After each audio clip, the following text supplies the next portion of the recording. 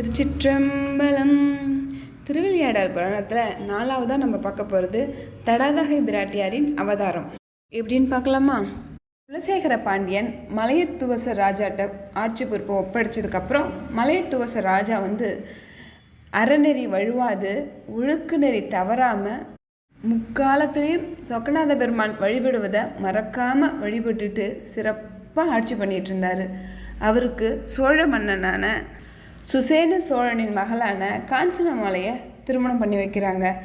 சிறப்பாக ஆட்சி பிடிச்சிட்டு இருந்த அவருக்கு ஒரு பெரிய குறை என்னென்னா குழந்தை பாக்கியம் இல்லை. அதை நினச்சி ரொம்ப மனசு வருத்தப்படுறாரு. சரி, நம்ம யாகம் பண்ணலாம் அப்படின்னு சொல்லிட்டு அஸ்வமேத யாகம் பண்ணுறாரு. அஸ்வமேத யாகமும் 99 யாகம் சிறப்பாக பண்ணி முடிச்சிடுறாரு. அஸ்வமேத யாகம் யார் 100 பண்ணுறாங்களோ அவங்களுக்கு இந்திர பதவி கிடைக்குமா. அதனால் இந்திரன் எங்கே நம்ம பதவி பறி போயிடுமோன்னு பயந்துட்டு நம்ம மலையத்துவச மகாராஜாவுக்கு முன்னாடி காட்சி கொடுக்குறாரு. மகாராஜாவுக்கு சொல்கிறாரு, நீங்கள் இன்னும் அஸ்வமேத யாகம் பண்ண வேணாம், புத்திர காமேஷ்டி யாகம் பண்ணுங்கள், உங்களுக்கு கண்டிப்பாக குழந்தை பாக்கியம் கிடைக்கும் அப்படின்னு சொல்லிட்டு மறைஞ்சிடுறாரு. இதை கேட்ட மலையத்துவச மகாராஜா ரொம்ப சந்தோஷப்படுறாரு. உடனே புத்திர காமேஷ்டி யாகம் பண்ணுறதுக்கும் ஏற்பாடு பண்ணுறாரு. இந்த புத்திர காமேஷ்டி யாகம் சூப்பராக நடந்துட்டுருக்குது. இறுதி நாளான அன்னைக்கு இந்த யாகத்தில் இருந்து நம்ம உமையம்மையே 3 தனங்களையுடைய 3 வயது குழந்தையா உருவெடுத்து நிற்கிறாங்க. அந்த பெண் குழந்தை கொண்டையில் முத்து மாலை அப்படியே சாற்றப்பட்டு அப்படியே தொங்குது. அந்த குழந்தை அணிந்திருந்த பவள மாலை ஒளி வீசுது. அப்புறம் அந்த குழந்தையுடைய இடையை சுற்றி இருந்த மெல்லிய ஆடையின் மீது மணிமேகலை ஒலித்திட காதிலிருந்து தொங்கும் மாணிக்க காதணிகள் குலுங்குச்சான். அந்த பெண் குழந்தையின் திருவடிகளில் அலங்காரமாக விளங்கிய சிலம்பும் சதங்கையும் ஒரு சேர ஒலித்தன. மழலையும் புன்னகையும் விளங்கும் அந்த குழந்தை மெல்ல மெல்ல நடந்து ஓடி போய் பாண்டிமாதேவியான காஞ்சனமாலையோட மடியில் அப்படியே உட்காந்துச்சான். அதை பார்த்த காஞ்சனமாலைக்கு ரொம்ப சந்தோஷம். அந்த குழந்தைய அள்ளி முத்தம் கொடுக்குறாங்க. ஆனால் மலையத்துவஜ மகாராஜா மட்டும் கொஞ்சம் மனசில் சங்கடமாக இருக்குது. ஏன்னா நம்ம பையன் வேணும் தானே புத்திரகாமேஷ்டி யாகம் பண்ணோம், ஆனால் பெண் குழந்தை வந்திருக்கு, அதுவும் 3 தனங்களுடைய பெண் குழந்தையாக இருக்குது. நம்ம பகை அரசர்கள்லாம் நம்மளை பார்த்து கேலியாக சிரிக்க மாட்டாங்க இது தெரிஞ்சா அப்படின்னு மன வருத்தப்படுறாங்க. அதை தெரிஞ்சுட்டு சிவபெருமான் அசரீரியாக சொல்கிறாரு, மன்னா நீங்கள் கொஞ்சம் கூட வருத்தமே பட வேணாம். ஆண் குழந்தைக்கு என்னென்ன செய்வீங்களோ அது எல்லாம் பெண் குழந்தையாக இந்த குழந்தைக்கு செஞ்சு அந்த குழந்தைக்கு தடாதகைன்னு பெயரும் வச்சு மகுடமும் சூட்டுங்க, சிறப்பாக இருக்கும். அந்த குழந்தையுடைய திருமண பருவம் வரும்போது அந்த குழந்தைய திருமணம் பண்ணிக்க போகிற ஆண்மகன் அந்த குழந்தை பார்த்தா இந்த பெண் குழந்தையின் 3வது தனம் மறைஞ்சு போயிடும் அப்படின்னு சொல்கிறாரு.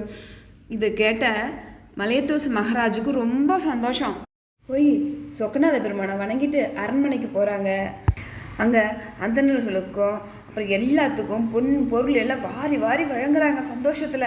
அப்புறம் சோமசுந்தர பெருமாளுக்கு விசேஷ பூஜைகளை ஏற்பாடு பண்ணி திருவிழாவையும் நடத்தி வைக்கிறாரு. அப்புறம் அவங்க அரண்மனையில் கைது செய்யப்பட்டிருந்தவங்க எல்லாத்தையும் விடுவிக்கிறாங்க. அதனால் சிற்றரசர்கள் எல்லாம் அவங்கவுங்க ஊருக்கு ரொம்ப சந்தோஷமாக போகிறாங்க. மலையத்துவச மகாராஜாவுடைய அரச வேலை இருக்கிற புலவர்களுக்கு பொன்னும் மணியும் புத்தாடை எல்லாம் வாரி வாரி வழங்குறாங்க. மொத்தத்தில் மதுரை எம்பதி மகிழ்ச்சி கடலில் மிதந்துட்டுருக்குது.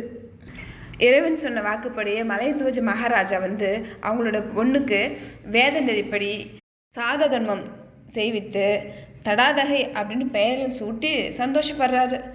அந்த குழந்தைக்கு வேதங்கள், சாஸ்திரங்கள், புராணங்கள், 64 கலைகள் என எல்லாத்தையும் கற்றுக் கொடுக்குறாங்க.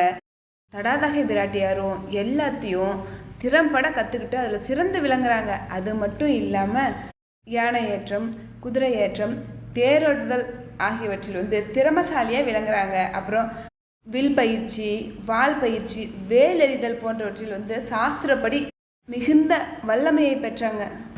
பாண்டிய மன்னனான மலையத்துவஜ மகாராஜா சகல கலைகளிலும் தேர்ச்சி பெற்று அவங்க பொண்ணு விளங்குறத பார்த்து உள்ளம் பூரிப்படைகிறாங்க. சரி, நம்ம பொண்ணு எல்லா கலைகளும் கற்று தேர்ந்துட்டாங்க, இதுக்கு மேலே அவங்கள முடிசூட்டி வைக்கலாம் அப்படின்னு முடிவு பண்ணி அவங்களோட மந்திரியான சுமதி அப்படிங்கிறவங்ககிட்ட கலந்து ஆலோசித்து அதுக்கான ஒரு நல்ல நாளையும் குறிக்கிறாரு. எல்லா மன்னர்களுக்கும் முடிசூட்டு விழாவுக்கு வரும்படி செய்தி சொல்லி அனுப்புகிறாரு. முடிசூட்டு விழா அன்னைக்கு கங்கை போன்ற புனித தீர்த்தத்திலிருந்து தங்க குடத்தால் தண்ணி எடுத்துகிட்டு வராங்க. அப்புறம் அந்தணர்கள்லாம் வேதத்தை ஓதி அந்த சிங்காசனத்தை பூஜிக்கிறாங்க.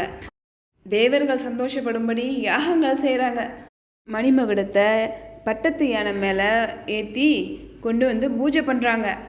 பொன்னாலான 5 தலை நாகப்பட்டினத்தை மேலே கவித்த சிங்காசனத்தின் மீது தடாதகை பிராட்டியாரை அமரச் செய்து, அப்புறம் வேதங்கள் முழங்க மங்கள வாத்தியங்கள் ஒலிக்க அப்போ தடாதகை பிராட்டியாருக்கு புண்ணிய நீரால் அபிஷேகம் செய்கிறாங்க.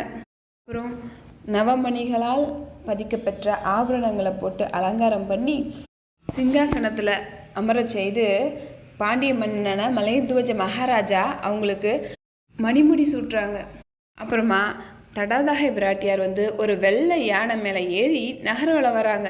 இதை பார்த்த மலையத்துவஜ மகாராஜா ரொம்ப சந்தோஷப்படுறாரு. கொஞ்ச நாள் கழித்து மலையத்துவஜ மகாராஜா இறந்துடுறாரு. அதுக்கப்புறம் ஆட்சி பொறுப்பை நம்ம தடாதகை பிராட்டியார் ஏற்றுக்கிட்டு சிறப்பாக ஆட்சி பண்ணுறாங்க. கன்னி பருவத்திலே அவங்க ஆட்சி பொறுப்பை ஏற்றுக்கிட்டதுனால மதுராபுரியை கன்னி நாடுன்னு சொல்லுவாங்க. கன்னி பருவத்திலே அரசாட்சியை ஏற்றுக்கிட்ட முதல் பெண்ணரசியான தடாதகை பிராட்டியார் தான் அன்னை மீனாட்சி. திருச்சிற்றம்பலம். இந்த பதிவு உங்களுக்கு பிடிச்சிருந்தா லைக் பண்ணுங்கள், ஷேர் பண்ணுங்கள், சேனலை சப்ஸ்கிரைப் பண்ணுங்கள். இந்த பதிவு பார்த்ததுக்கு ரொம்ப நன்றி.